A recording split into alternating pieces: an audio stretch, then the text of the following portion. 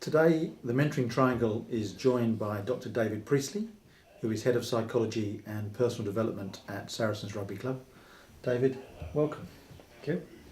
It'd be great if you could just share with us some of your thoughts about the role that you have and also the kind of work you get involved with people in elite sport. Okay, I guess my work really revolves around not so much winning and losing and scoring tries or winning premierships. I don't tend to focus in that way. For me, I try, whether it with the individual that I'm with, I try and help them face the challenge in the best way that they can. Because the challenges keep coming, they don't go. And they can be on the field, they can be off the field. And I don't know, there's something about young people, if you help them face that challenge right, with some grace perhaps, you'd probably be better preparing them for a life in sport, but also beyond it, because they're going to live for 50, 60 years beyond their time with us. But also, I don't do that alone, so I try and work with senior people within the club on how they conduct themselves and the environment that we've created, and I guess how we behave each day. Because for me, influencing people, I think I've said before, it's not so much these big moments, it's just these things that happen every day, in every corridor, over every lunch. Each moment there is an opportunity to influence and shape. And it's as much sometimes about what you don't do as it is what you do. I guess just trying to develop this quality people regardless of how well they're doing or badly they're doing, helping them face the challenges. I'm really interested in this notion of attending to the small stuff throughout the day, because I'm sure if things don't get dealt with and things slip, the only time other people really deal with it is off the back of a bad result, and it's normally too late by then. Yeah, I guess there's a phrase of the moments that matter. And as a practitioner, I think if you try to develop leadership in people, if you try to create an environment of success and a culture that will sustain itself, these moments that matter, sometimes you have to intervene. But then how you do it, you adapt it to the individual, and if you don't have a relationship with that person, you can't do it. So I guess it's trying to build quality, trusting relationships with people, and then bring to their attention how they conduct themselves and how it influences the team and the environment and the club. And sometimes that's unbelievably healthy, and you can praise the way they conduct themselves. And sometimes you're just making them aware and holding a mirror up and saying, look, when you do that, this is the influence you could have. It's entirely up to you how you do it, but this club, we're trying to make you aware of that. I'm curious, what are you most proud of? Most proud about the role you're playing?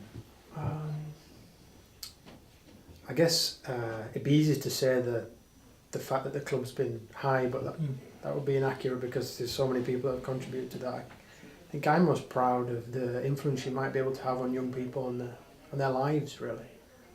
Because they're in the profession for a short period of time, but you're actually, in a way, helping them approach life, or trying to. And maybe a small part that I play in creating a caring culture, where you look out for one another. And it's just those less overt in the background, but for me quite pivotal things that create a place that is meaningful, really. It's a horrible question, but could you maybe think of an example where, I love your bit about the everyday, the small things that Neil heard as well. Can you give an example maybe of someone you've worked with over the last years where you did observe the small thing and you held up that mirror to them and you used that small thing as a way in to support and challenge, and you could see how that helped them? So there's usually a perception about a player, a perception that is this or that, and a big character or a difficult person or whatever it may be. And I observed once when a player came to the club and he shook the hands of some young people on a table, and he didn't know who they were, he didn't know whether they were part of our club or not, and I praised him on that. I said, if you can be somebody who welcomes people to the club, regardless of whether they're important or not, I think that's first class behaviour. That's the kind of person or the kind of behaviour I believe would represent the club well and himself well.